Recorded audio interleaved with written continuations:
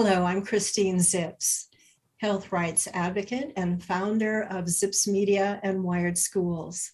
Today, our guests are Margaret Byfield with American Stewards of Liberty and Tom DeWeese of American Policy Center.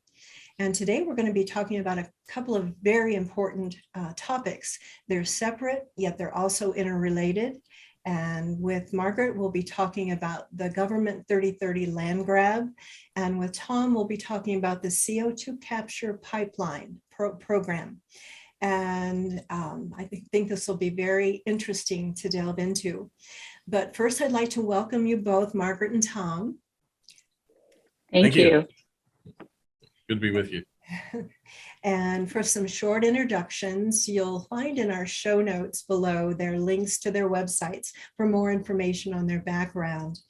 But, and also if you deem this message worthy, and we certainly are going to do our best that it will be, please click on like and subscribe and share to help further the message. That would be wonderful. So Margaret Byfield is serving as Executive Director of American Stewards of Liberty since 1992. Margaret manages all aspects of the advisory-based conservative nonprofit organization. ASL also protects property rights and the liberties they secure. Tom DeWeese is one of the nation's leading advocates of individual liberty, free enterprise, private property rights, personal privacy, back to basics education, and American sovereignty and independence. So again, you'll find more links below. And today we'll be covering, as I said, the 3030 land grab with Margaret, and which is described as the 3030 program is a plan advanced by radical environmental activists to permanently protect 30% of America's land and oceans by 2030. The program is being advanced by the Biden administration through Executive Order 14-006-8, tackling the climate crisis at home and abroad. And that was signed January 27th, 2021. And we'll be covering the topic of carbon dioxide or CO2 capture pipelines with Tom. And while I'm new to this topic, I understand that these are being constructed and proposed in the heartland of the United States and will be expanding. And I invite both of you to correct me if I'm off on any of these tidbits, but they're centered around carbon capture and storage, or CCS. The lines would carry captured carbon from ethanol plants. And CCS is very complicated, but when you boil it down, the basic premise is that it captures the carbon and stores it underground, or it captures the carbon and uses it for industrial purposes. So I'd like to start by discussing some areas where there seem to be overlap between these two topics. But first, I'd like to face a couple of elephants in the room. And I would say the one that sticks out for me the most is, do you consider that the main propelling force for both of these topics is coming from UN's Agenda 21, which has also been called Agenda 2030, 2050, the Great Reset, and even the Green New Deal? So feel free to jump on that one. You want to take that, Margaret, or? You can start, Tom. Okay, all right. We're going to argue right from the beginning. Yeah. No. Absolutely, this is from that. They have started from the very beginning when Agenda 21 was introduced, and they said that Agenda 21 was a comprehensive blueprint for the reorganization of human society. And the real means that they set up, they needed some way to get us to voluntarily give up our liberties. And what they came up with was the threat of climate change. I've had environmentalists say to me over and over again, it doesn't matter how many rights you think you have if you don't have a planet to stand on. And that's the fear. That's the use of that. And so one of the things that are really under attack here, free enterprise, private property, and individual choice. Those are the targets to reorganize human society. And what we're talking about here with the pipelines and with 30 by 30 is the attack on private property. And this is controlling our food supply, it's controlling our energy use, and all these things that we need to make our society work. And we are experiencing all over this country what happens when you shut this stuff down. It's not rocket science. This is what we are seeing happening right now with these kinds of policies being put in place. So it definitely is connected to Agenda 21 and the policies coming out of that. And I might add to that, and I would agree with everything that Tom said. I kind of lean on Tom to keep us aware of and on top of what the UN is doing on a lot of these issues. I was raised on a ranch in central Nevada and was thrust into this battle just from the case that my parents fought against the federal government. So I learned a lot about property rights from a very young age and fight it from a very practical perspective. But this 30 by 30, so 30 by 30 is an attempt to permanently protect 30% of our nation's lands and oceans by 2030. This was actually first really brought forward in the 1990s with the Biodiversity Treaty. And in that treaty, they were calling for 17%. So why the difference in number? Well, we're reaching 2030. This is not about science. This is about control. And it's, 30 by 30 is catchy. It's a good marketing tool right now to capture, as Tom explained, they get people thinking we're in a crisis and therefore they're more apt to give up liberty. And so that's really how this all ties together. So yes, does it have its roots in the international community? Absolutely. 100%. The Biden administration likes to say that 30 by 30 is locally driven. And what I usually ask audiences when I talk to them is, did you come up with this? And none of them have said yes yet. So I'm pretty sure that, and I actually also, you generally ask, and we know President Biden didn't come up with this either. So it really does. The roots are in the international community. You can Google 30 by 30 internationally, and you will find that a lot of nations are pushing the same agenda that's being pushed on America. In Canada, they call it 25 by 25 because they're trying to get there a little quicker.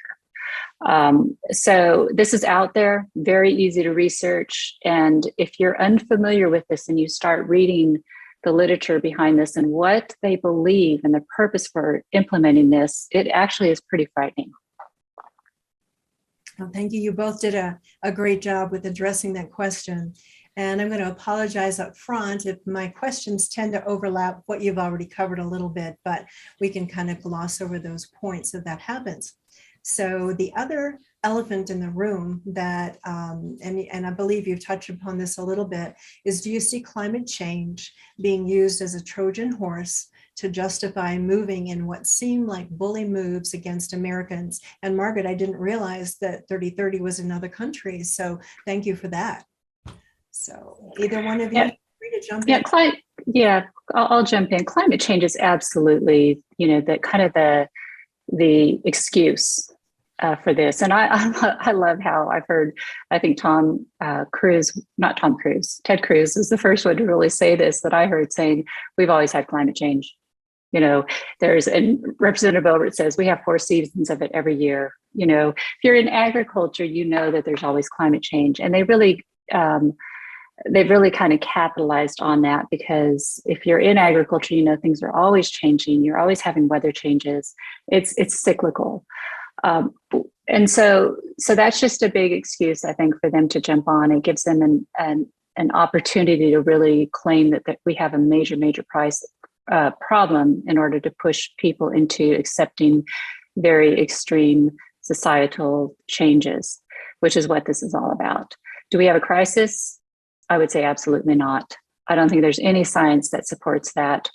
Everything that I've looked at, I find that very, very difficult to believe. We have to look at what is their science based on. It's based on models. So they take a body of assumptions and they put it into this modeling exercise that then extrapolates out in 30 years. We're going to have 1 million species go extinct, which is what they say.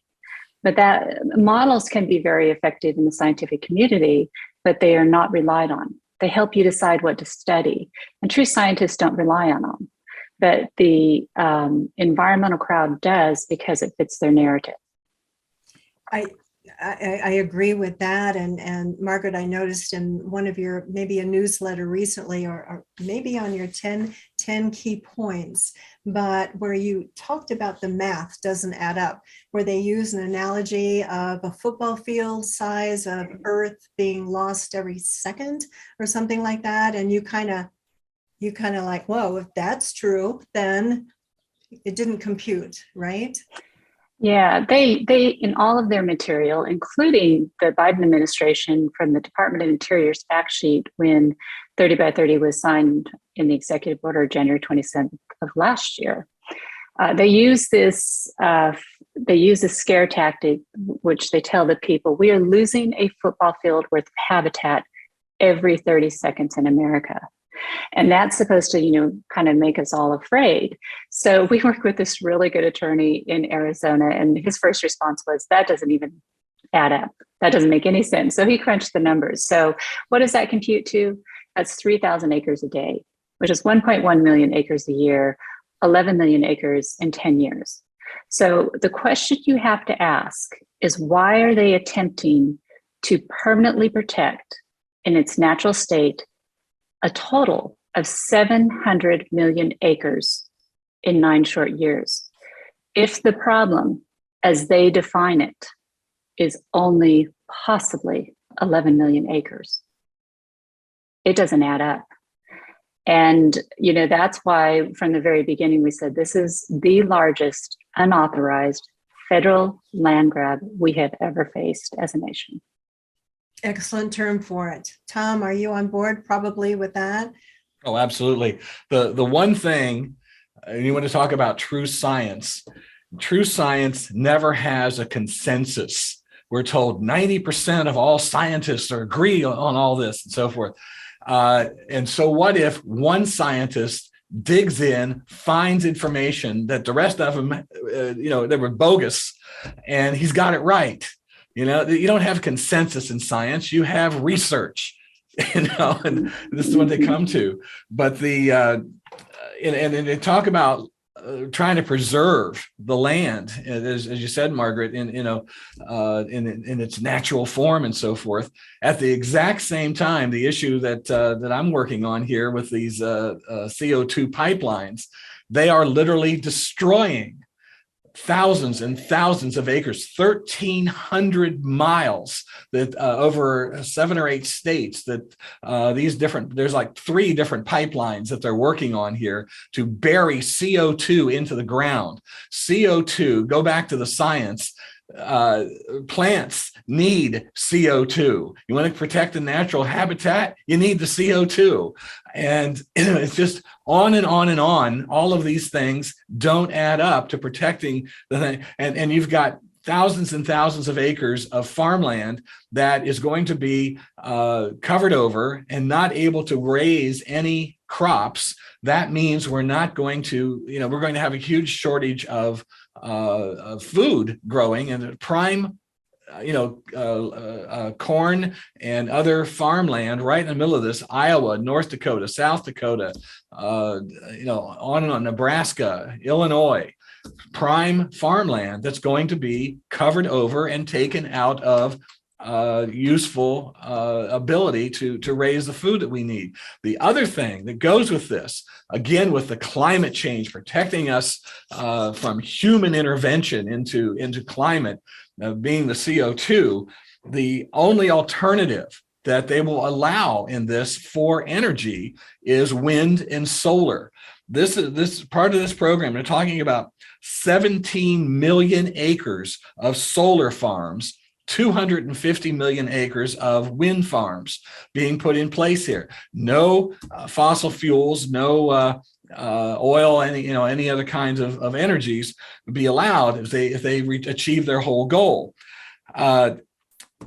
What's amazing, if you get underneath the solar panels that they're putting out there, what will you find? You're not going to find even dirt. You're not going to find little animals. And so 17 million acres just for this one project, you're going to find cement infrastructure. They are literally paving the earth. Some of our prime farmland paved. And then 250 million acres of the wind towers, nothing is going to fly. It's, talk about protecting the environment. Nothing is going to, there is now a real move. The eagles and endangered species and so forth are being chopped up by these wind towers. And, but this is all about protecting the environment. If you shot an eagle and took it home, you'd be arrested, put in jail. But it's okay, to protect the environment. And that's what we're facing here. Absolutely. And gosh, we could have all these other presentations on these topics alone, but such a good point. And, for sure, the farmers are being attacked for so many ways, as you know. I understand they're having trouble getting fertilizer. A lot of it comes from Russia. And we've got a lot of other food shortages going on, and delivery supply chains, and diesel is threatened, which is going to kill the truckers industry, and even train to get, goods from one place to another. And there's just so much. But to me, this points back to maybe the bigger picture that we already talked about. And I see some connections with the UN's Biodiversity Treaty and the Wildlands project. I mean, back the late Michael Kaufman did the map, and I guess he kind of worked with Henry Lamb, who went and did testimony. But, aren't they literally, they want us off our land. They want it devalued. They want us into settlement zones, and they're fencing off the nature and having all these corridors. And to me, this all seems to be dots within this big agenda. But maybe I'm oversimplifying that. No, you're not. You're not. And let me just say to some of that, what you said, all those different things, the fertilizer comes from Russia, so many other, we've got now this terrible breakdown of our supply lines and so forth. A major part of all that. What we're talking here is about global governance. We cannot talk about these issues without really focusing on why. It has nothing to do with, well, we just got a good environmental idea here. That's what they used to say. But this is about imposing global governance. And what you just went through with all these different things that we're having as problems with the supply chain, that is a result of a global economy, and where everything is coming from everywhere around the world. Instead of our nation being sovereign and independent and supplying its own needs, which is the safest way to protect your country, this is what is happening. That the whole supply chain and so forth is what we're dealing with, and you can see how instantly they can shut us off and control what we want to do, how we want to do it. So that's a major part of this whole discussion. Definitely another piece to that puzzle with all the food processing facilities being attacked. I think one even had a plane fly into it, it's really easy to see what's going on there. And I'm a little confused about the conservation easement. That, as I take it, that's not something a landowner would choose to put on their land willingly, but the government would do that to them. Is that correct? No, it's a voluntary. It is a voluntary tool. Why would you want one? If I would think I'd say, no, thank you. I don't want Well, one. If you understand what it really is, you would say, no, thank you. But when the land trust comes to you, what they tell you is they say, I'm sure you don't want your land developed. You want to keep if you're in agriculture, you're looking at it and you're thinking, I never want to see a city on this piece of land. I always want it to be wonderful and beautiful and not developed. And so they come and they sell this conservation easement, which they say, hey, you're going to be able to continue in agriculture forever. But you will be selling the development rights to us, which is the easement. And that assures that your land will never, ever be paved over. So that's what they sell the landowner. And the land trust, so your big land trust, the big pusher behind 30 by 30 is the Nature Conservancy, which their primary business is selling land trusts. Didn't realize so that. Yeah. So there's a lot of money to be had in the land trust side. So it's big business to them, but they're not like a real estate agency that has to give you full disclosure on what are the downsides of it. Okay. So they just come and they sell this great program. They're going to help you. Your land will be pristine forever, and unfortunately, a lot of landowners trust that and they sign up for them. Mm. They, as Margaret said, they assure the farmer that their land will always be in farmland. And I've never met a farmer yet that wanted to, get off the farm and they want to live there. They want that way of life. But one of the, they talk about the development rights. And here you have these same land trusts working together with city councils, county commissions about development of land. And who is it that if you aren't going to sell your land, if it's your land and you're not going to sell it, why do you have to worry about anything being built on it? You have that decision, but they've made it, they're using eminent domain to put these things in place. And so therefore, they're the ones, putting this together. The other thing is that once a farmer has signed the conservation easement, all of a sudden he's told, by the way, you have to use sustainable policies to raise your crops. We have these rules for you that you have to follow on this. And there was a case of a farmer, I believe it was in Pennsylvania, that when he got the tax break and some other money for doing the conservation easement, he decided, I'm going to finally build my dream house. And he starts to build the house on his property, and the land trust comes along and says, you can't do that. That's not in the easement. He stood on the lawn as they tore down his house. These land trusts will buy and sell. The Nature Conservancy is the worst one. Buy and sell these things back and forth. You literally never know who has that trust or that easement over your property. And they go back and forth with it.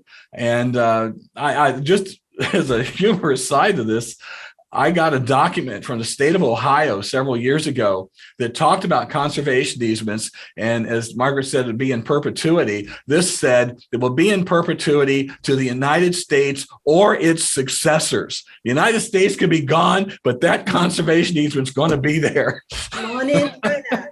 Yeah.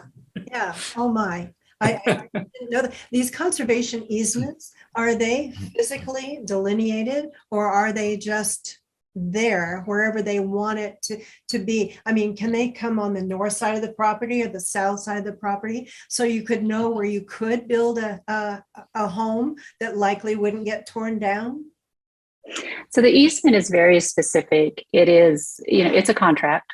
So yes, everything is delineated, but I don't know if, Tom, you've probably read one of these, but when you read these easement contracts, everything the landowner does has to absolutely be itemized in that document if they want to continue doing it. So a good illustration is if a landowner needs to go out and repair a field after they put repair a fence after they put a conservation easement in, they can.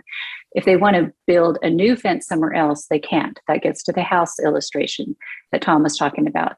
One of the last easements that I read was about 12 pages of the existing conditions on the property, which is everything that the landowner in perpetuity would be able to do now. And the conservation purpose, which now controlled is the primary purpose for the property, was only a couple of paragraphs. And it's very loosely written to say it will comply with U.S. Fish and Wildlife's rules on the American burying beetle, which means it's policy that's going to change as often as our president does. So it's nothing you can rely on. That's how they become very troubling. So the landowner is locked in on what they can and can't do on that property forever. The conservation purpose is flexible. So that's one of the reasons why we tell landowners that if you're considering a conservation easement for financial reasons, in other words, you want the tax break or you want to reduce the estate tax for your children, so you put this on. If you're getting into it for financial reasons, you're in big trouble because you are making it more difficult to make a living on that land. Remember, everything always changes. I don't know an agriculture operation that doesn't make some pretty major changes in their operation over a 5-year period. To think that you can predict what things are going to look like in perpetuity, and there's the moral issue. Do we really have a right to tell the next generation what they're going to do with the land while they're here, they're living, and we're in the grave? I mean, it makes absolutely no sense. One of the things that we have put forward, because this conservation easement is one of the primary tools to get 30 by 30 in place. One of the things that we have put forward, and we've had a lot of people really agree with this position, there should be no conservation easements in perpetuity. There should be a term on them so that a landowner can do them if they want, but the next generation gets to decide if they want to keep them. And so we have suggested a 30-year term, and a lot of people have supported that position. But I think we have to get rid of the conservation easement in perpetuity tool. My first question for you, Margaret, is, forgive me, pulling from a 2019 American Progress article by the same name, in your opinion, how much nature should America keep?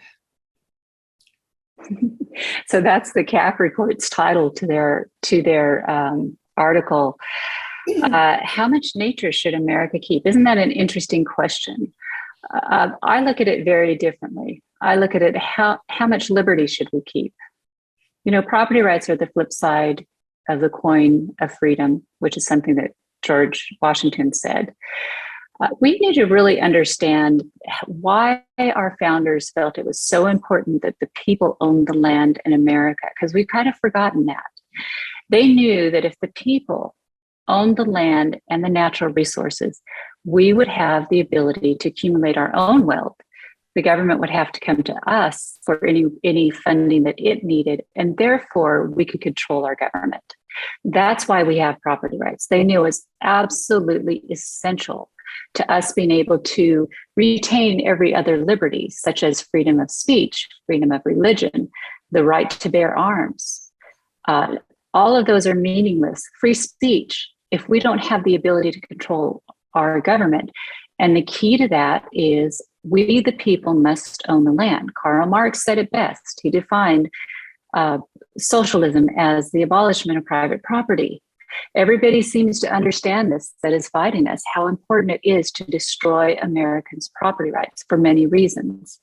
So that's the first thing we need to understand. The second thing, so number one, I'm absolutely an advocate in the small landowner. The small landowner is absolutely key to us in America retaining our freedom.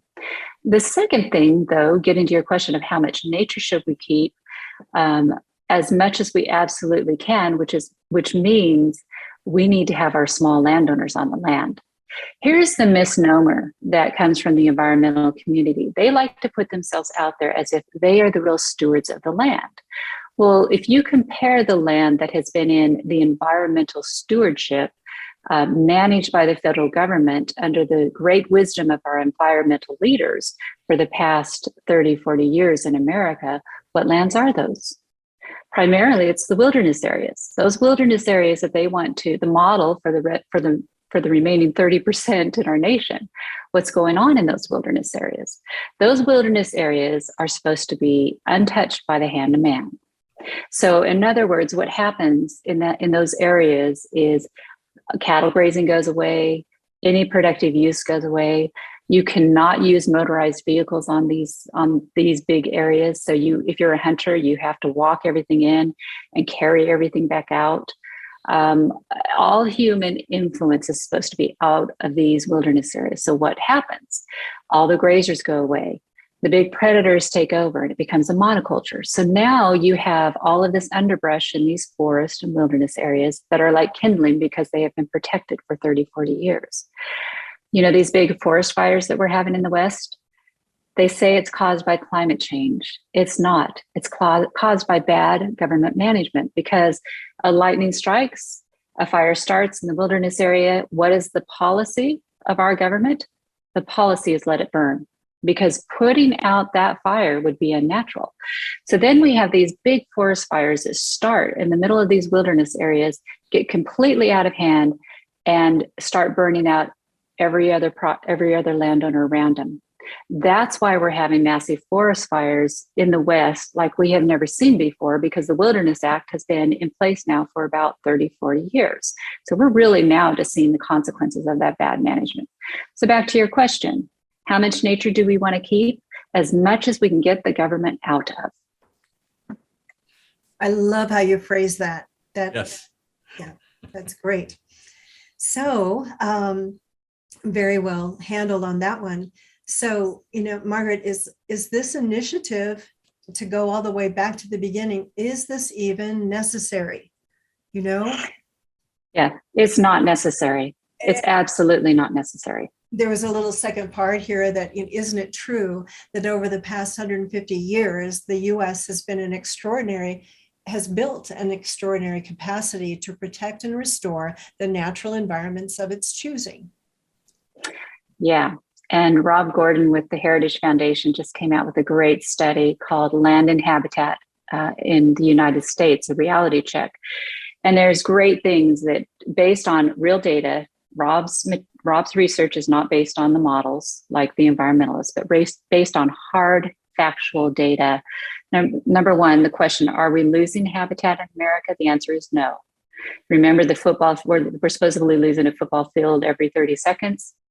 It turns out in a 15-year period, which I think was 2001 to 2016, at the beginning of that period, we had about 5.3% of the land in America is considered developed. So what we think of as cities and pavement, but only 2.5% of that was actually the pavement part, because the other half is what's considered open space of that 5.3. So our parks, our golf courses, just big, large lots.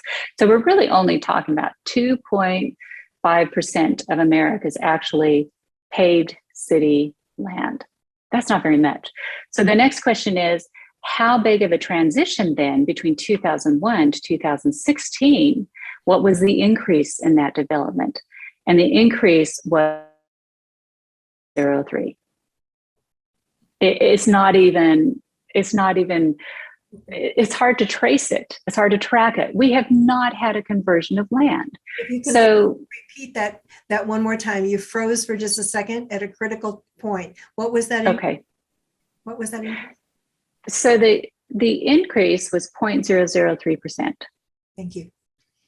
And so, and I'm pretty sure that's correct. It might have been 0.03%. It probably was 0.03%. Very nominal. So I think as Rob says in the report, for us to even really expand, I mean, we're looking at decades and decades to ever get to a point where that's going to be a problem. So the other thing he talks about is how species and wildlife have increased.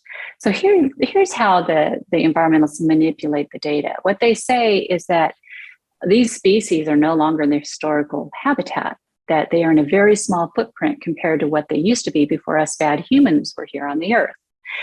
Well, first off, that's a big guess because historical data is not very accurate. So that they're basically guessing at what was historical data. And so when they say that, that's the first cause of concern.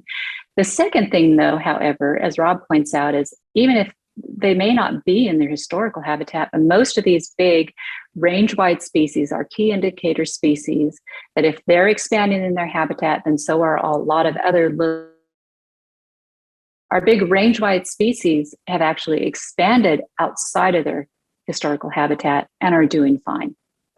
So the data shows land and habitat, we are doing great in America. We don't have a restoration problem. I would argue, though, however, if we do need to restore any lands in America, it goes back to what I said before. It's the lands owned by the federal government. Very good. And, with this initiative, does it have, in your opinion, does it have any real authority to push forward? Well, that's a very good question. This is an unauthorized program. Why is that? Because the president can only act if it has congressional authority to do so, so an act passed by Congress, or constitutional authority. He has neither for this program. And if you take a look at the executive order, none is cited.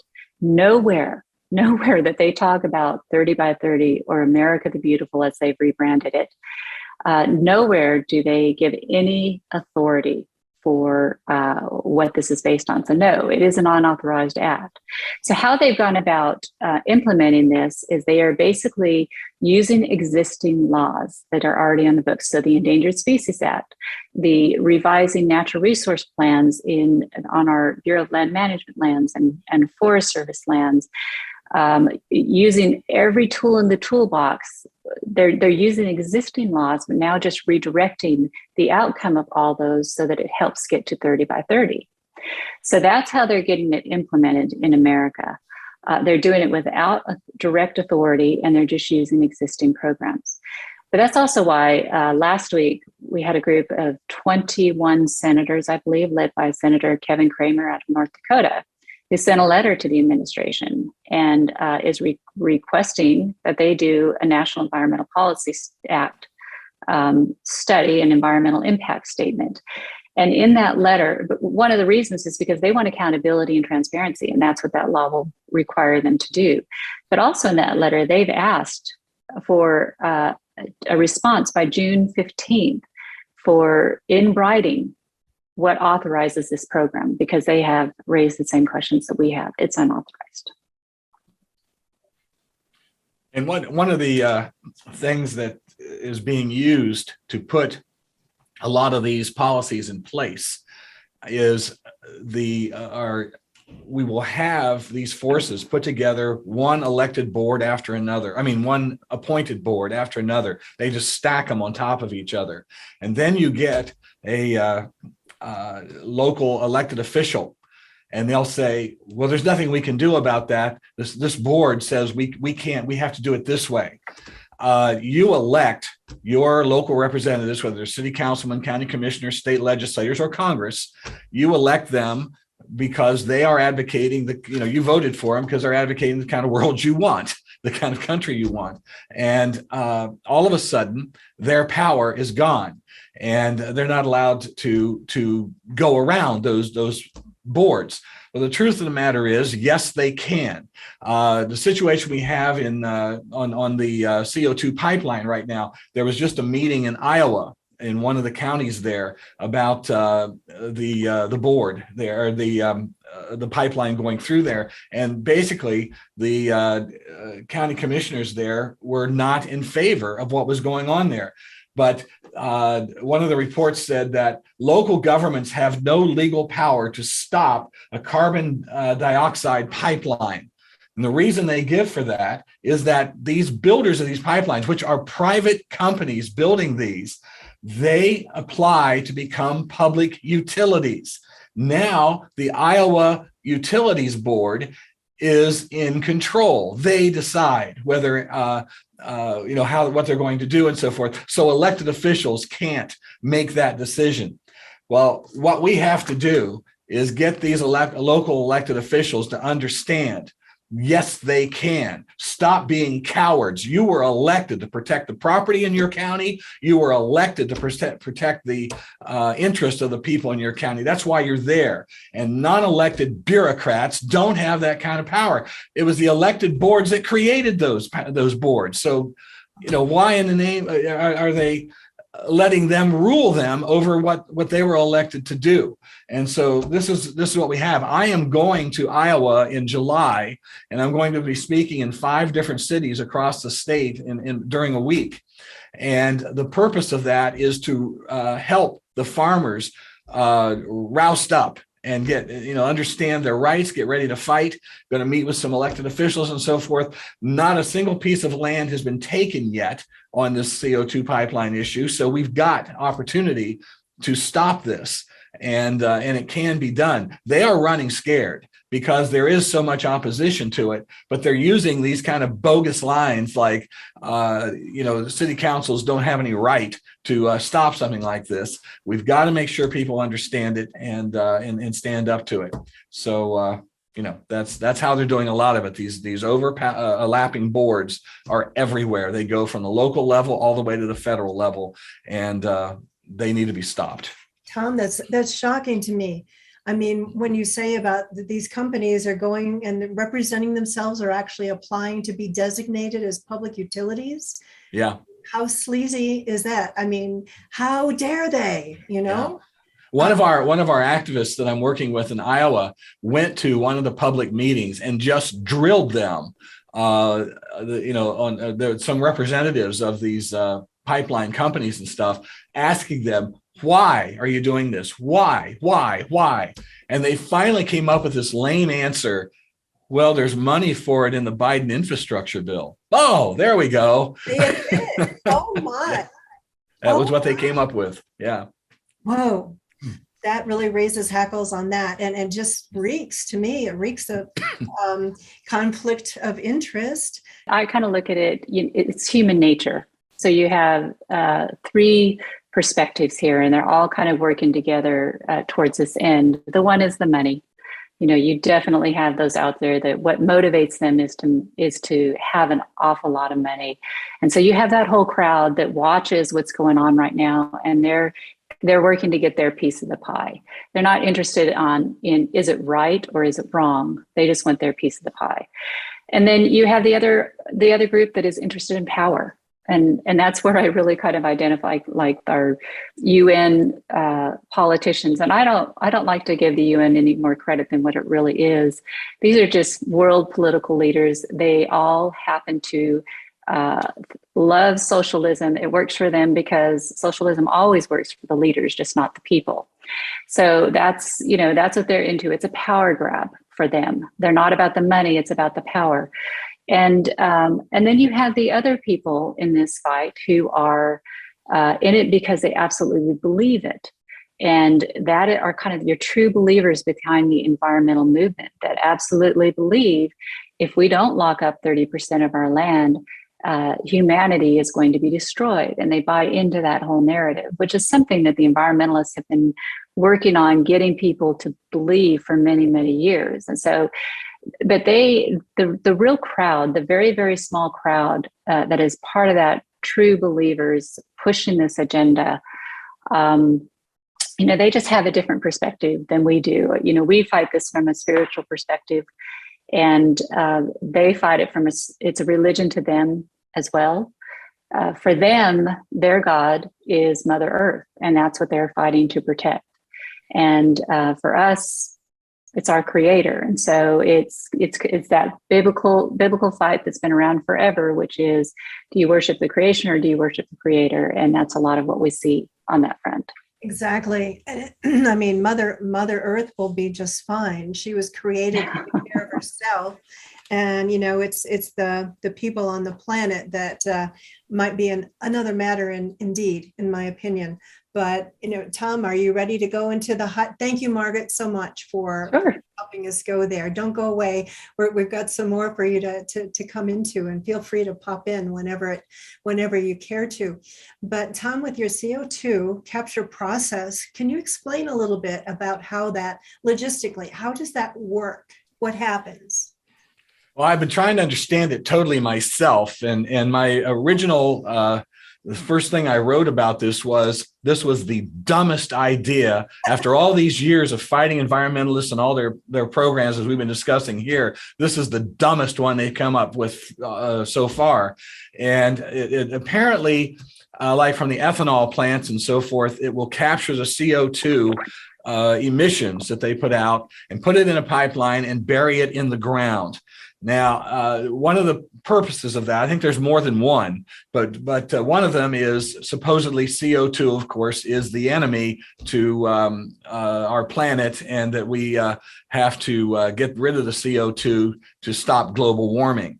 And of course, that goes along with what I was saying about the wind power and the solar power and all that. I'm also, as I'm reading different things about it, apparently that captured CO2 can be used to further make maybe some more ethanol in its way. I'll be honest with you, I don't fully understand all of that. What I do understand is that valuable farmland is going to be affected by that. That's the farmland that feeds us. The second thing I understand is the plants need CO2. We do not have a CO2 problem. In fact, I've seen several reports that we have a CO2 shortage. And one of the reports I got recently on the science of this, that said that putting all of this together, taking the CO2 out of the air, putting these massive wind towers all over, and the solar panels and everything may be leading to a new dust bowl that are actually really damaging the environment as they put all this in place. And you can just see, if years ago when I first started in this, I was told by a gentleman who was a real expert on energy that at that point, say like, I don't know, 20, 25 years ago, if you just wanted to make up the shortage of electrical power in the state of California and using wind power, you would need an area the size of Connecticut. Now we're talking about taking the entire nation and putting into wind and solar power, and thousands and thousands, if not millions of acres being put in all this. And the truth is, pardon me, the truth is when we put all that together, you would end, if it put all the wind power and they want to put in all the solar power, we would end up getting about 4% of the energy that we need to run this nation. This is insanity. And the facts are there, the truth is there. And I mean, every single environmental program that they are promoting, they're pushing in here to save the planet, is more damaging to the planet than anything we've done. The greatest stewards of the land are the farmers. The people in the timber industry are great stewards of the land. If both of them, farmers and timber and others, if they were to rape the land like they're accused of doing, they'd be out of business in a couple of years. They have managed to be in business for decades, for hundreds of years, because they're good stewards of the land. But those policies now being put in place on them, what are we seeing? Absolute destruction everywhere of our economy, of our environment, of our way of life. All of it together, that's what we're getting. You know, we know Bill Gates is buying up more land in this country, more farmland in this country than anybody else. And he is a major advocate of stopping the beef industry and putting basically all of our food will be made in some kind of plants, out of plants, in plants, you know, and, you know, everything's fake that we would do that. And of course, if he has all this farmland and grows the plants they're going to make the fake beef from, and he's got a monopoly on that, and so forth. So it's these all go together. He is a major proponent of the Great Reset and the whole World Economic Forum and the World Health Organization and all of that. And this is where it's all leading to: control what we eat, control the way we live, control our transportation, control our energy. And I over the years I've done, as I've done interviews, I would get phone calls. I did some about smart meters and so forth. The idea of pushing us all into cities, in the high rises. This is what you're seeing, the smart growth in there. And people would tell me that they were stuck with the smart meters and they couldn't get their heat in the wintertime up past maybe 50 degrees. And they couldn't get the cooling in the summertime up past 80 or 90 degrees. And what this is all moved to get us off the rural lands, get us all into the cities. They can control our energy use. They can control our transportation. They can control where we go, what we do, our entire way of life. This is what they call smart growth. And this is in, every single city across the country. This is being put in place. Margaret, what would you say that given all of this that's going on, what can we all do today to start improving these situations, in your opinion? Well, I think Tom touched on it earlier, which is it's local. Everything that they are implementing, it doesn't matter where it starts. If it starts at the UN, if it starts in the Biden administration, none of this is going to be able to be implemented unless they get it done at the local level. And that is really probably the great takeaway from here, is when the people get organized, the people get educated, there is so much you can do at the local level. And there is still a lot of power at that level. We spend most of our time working with county commissioners, and we go to rural areas, we go to populated areas, but we spend our time really with the people on the ground and help them to fight these battles. And there are a lot of tools that can be used. The first, of course, is educate. You know, it's great. I mean, for all the people who are listening to your show, I would recommend, you know, our website has a lot of information. The Stop 30 by 30 website, it's stop30by30.americanstewards.us. You can download our guide on 30 by 30, and that's a great primer to then, you know, distribute it at will. Start educating the people around you in your circle, the associations you belong to. All of your county commissioners, anybody in elected office, go to them and have that conversation and ask if they know about this, and then give them the tools to get educated. The second thing that we have up there is we have a resolution that local governments can pass to oppose 30 by 30. That is really important because we wanted to change the narrative from the Biden administration saying this is locally driven to show no, it is not, that the people do not want this in their communities. And so that local government resolution has been very effective.